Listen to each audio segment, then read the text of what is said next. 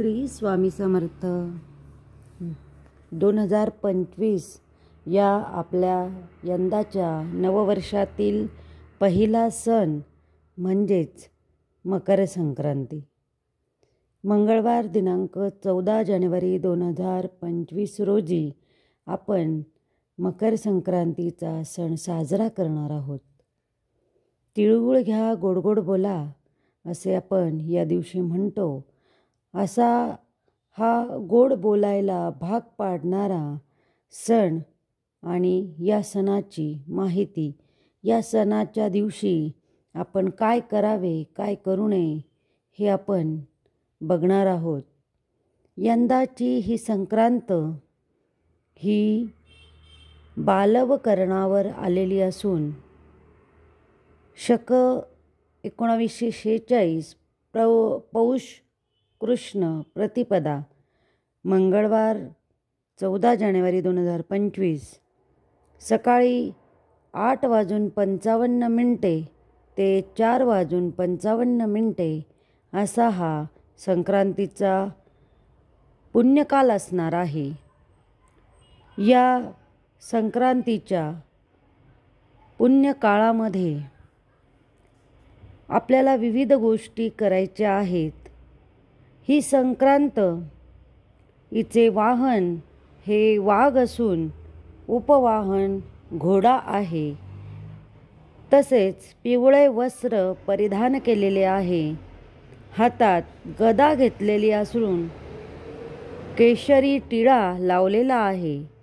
वयाने कुमारी असून ती बसलेली आहे आणि वास घेण्याकरता जाईचे फूल हातात घेतलेले आहे. पायस पदार्थ हा भक्षण करत आहे. तसेच महोदरी हे नाव या दिवसाच्या संक्रांतीचं म्हणता येईल. वार नाव आणि नक्षत्र नाव हे महोदरी आहे. या संक्रांतीच्या पुण्यकाळामध्ये आपल्याला पुढील गोष्टी ह्या अजिबात करायच्या नाही आहेत. त्यामध्ये आपल्याला या काळात कठोर बोलायचे नाही, केस कापायचे नाही, नखे कापायचे नाही, गाई म्हशींची धार काढायची नाही म्हणजे दूध काढायचं नाही, मांसाहार वर्ज्य. या दिवशी ब्रह्मचर्यत्वाचं पालन करायचं आहे. या दिवशी लाल वस्त्र धारण करावे. सुगड पूजन या दिवशी करावं. तसेच सकाळी शुचिर्भूत होताना आपण तीळ टाकून त्या पाण्याने स्नान करायचं आहे. तिळाचं दान करायचं आहे. तिळाचे उटणे हे या दिवशी अंगाला लावायचे आहेत.